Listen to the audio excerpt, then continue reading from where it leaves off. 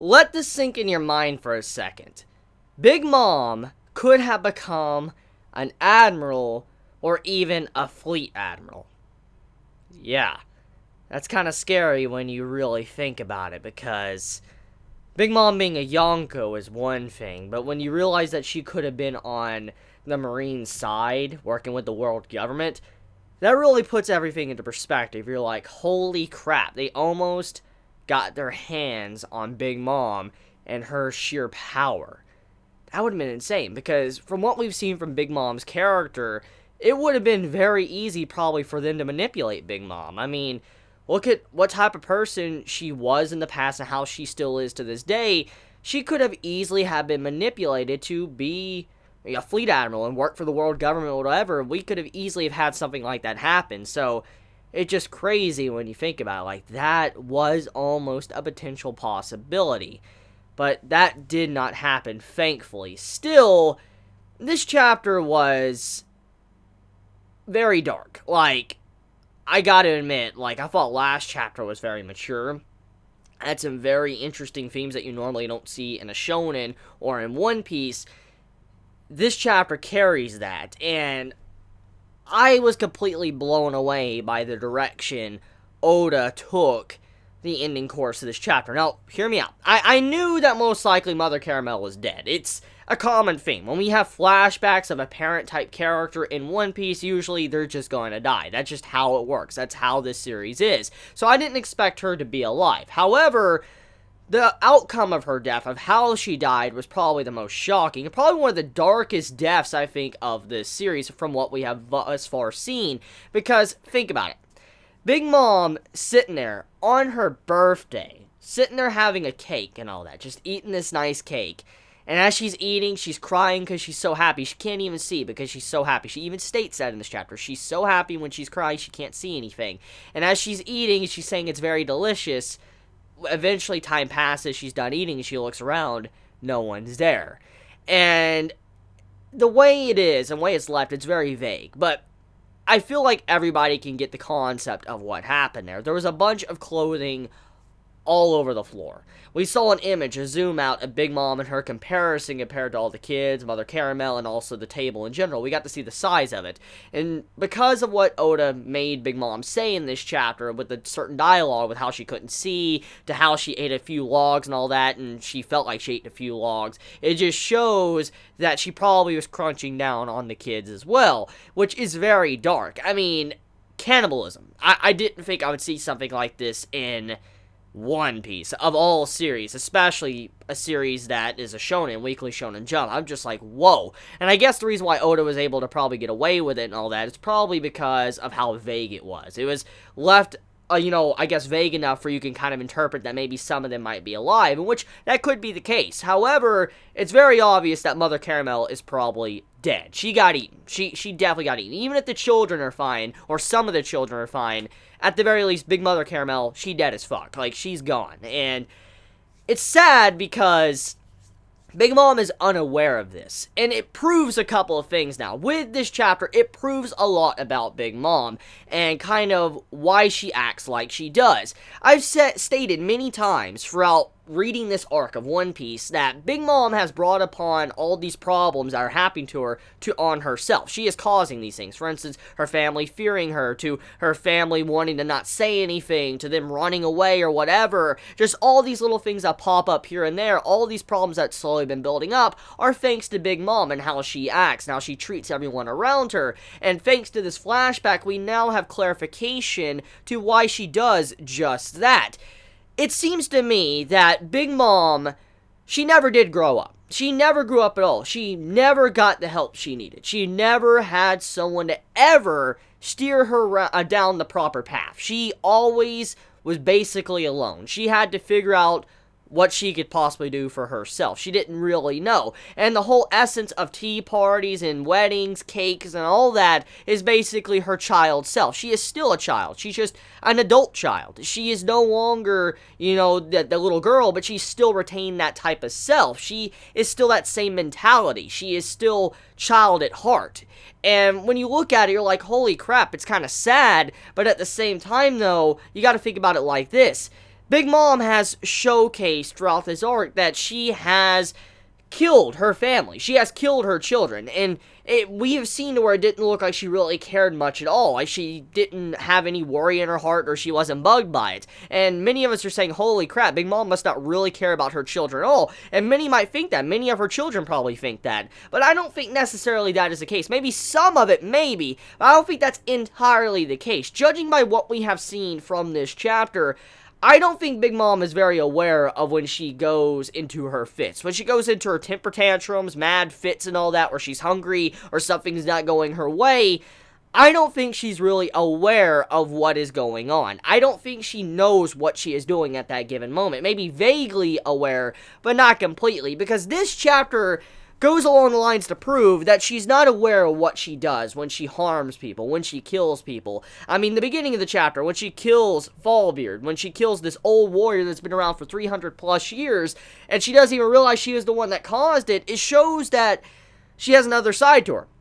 When she goes into these, temper tantrums, she has a different type of personality that pops out. She is unaware of what she's doing. She has this violent behavior, and because of that, when everything is done, she doesn't really know what she caused. And so it's kind of like she is two different people. You have the, Lin we've seen that acts like an innocent girl, even though she seems like a child. There is another side to her to where she's very dark. She'll hurt you, she'll kill you, whatever, and she's unaware of this. I feel like she is completely unaware of this side, and over the years, I think Big Mom is probably slightly grown aware of that side, but I don't think she really knows how to handle it since she never really grew up. She didn't really know how to handle that other part of her, and so I feel like she does what she just wants to do. You can see the way she always presents herself. She still is that same kid she was in the past because, once again, the tea parties, the cake, and all that, temper tantrums, she never grew up, which is just so sad in a way. Now, like I said, I'm not feeling completely sad or forgiving Big Mom. I don't forgive her for her actions. She has done quite a lot of heinous stuff, and she has done some evil things that, honestly, I just cannot agree with. However, once again, the case of this, and the way she is, it's thanks to her upbringing as to why she acts like she does. She never got the parenting she needed. She never had that person in her life to steer her down the proper path, and that is why she ended up like she did. But even then, this other side to her, it explains a lot of why her parents sent her to an orphanage in hope that maybe someone like Mother Caramel might help her, because this explains a lot. We already found out in the last chapter that Big Mom already has hurt a lot of people. There's already casualties. She killed people. And so that let us know that she's already went through temper tantrums and fits and stuff before, and which is kind of common for a child. However, now we know the extent of it, these temper tantrums and how bad they can be. For a child like Lin to be so young, to be able to wipe out a village of Elbath, but also on top of that, to be able to kill one of the oldest warriors, and then eat her own family, and not even be aware of it, it just shows why her parents probably left her in an orphanage. It explains a lot now. I mean, if you're the parent of Lin and you saw something like this, you saw your child devouring people or killing people, and you tried to help out. Like I said already in the last video, they tried to help out, but they just couldn't. They didn't know what to do. I can understand why, because with someone like Big Mom's strength that could eat her own family, look what she did in this chapter. She could eat her own family and be unaware of it. I see why the parents were scared. They were very scared, and they were concerned. They didn't know what to do, and just wow, just the way Oda did this, it's so crazy, and it's a very mature way to tackle Big Mom's character. I didn't think Big Mom would have this type of past, and like I said, I don't forgive Big Mom. I just want to make sure I nail that in. However, I kind of feel sad for her overall, because she could have possibly been a very good person. She could have been someone that was a decent human being, but that is not the case. That chance is probably long gone thanks to her upbringing. It's gone now. And the saddest thing about all of this is the fact that even though Mother Caramel was a scumbag after what we found out in the chapter, which I'll talk about in a sec, even though we found out she's a scumbag, Big Mom was unaware of this. To the very end, before Mother Caramel disappeared and was eaten alive by Big Mom, she was unaware. She was unaware that, Mother Caramel was an asshole, a scumbag. And she probably felt like she got abandoned once again. She feels very upset because she was left, once again, by someone she truly and deeply loved, like a parent. And that's stuck with her ever since. She doesn't understand why. Even to this day, she doesn't understand why Mother Caramel disappeared. And I think that is the saddest thing, because she's unaware of what she did. Even though she committed such a heinous act, she's unaware. It's like this. It's like the stories you hear in the news to where there's a serial killer that is actually crazy. Like, not someone that just tries to fake it, but a serial killer that's actually crazy and is unaware of what they do. That's kind of like this. This is the entire concept of it. Big Mom is unaware of her actions, of how horrible she is. And the way Oda is just presenting this with her character, it's just boggling my mind. I just did not think we would get something like this from her character. Just very good stuff. Oh my god, it's been solid past 2 chapters just with the details we've gotten about Lin Lin and her past and kind of why she acts like she does. So, let's talk about Mother Caramel. So, Mother Caramel, she is not the saint we all thought she was, which I guess we should have expected in a way, because Oda does like doing this with characters that usually are in the backstory, like flashbacks and stuff, that are very good people. Sometimes they turn out to be just atrocious scumbags, and that was the case with Mother Caramel. However, regardless if you saw it coming or not, Mother Caramel turns out to be a scumbag. She isn't like she says. She's putting on a mask the entire time. She is lying to the children, and she is someone that is into slave trading. She sells off the children, basically, to become spies or warriors for the Marines. And so she, in turn, she's getting money out of this.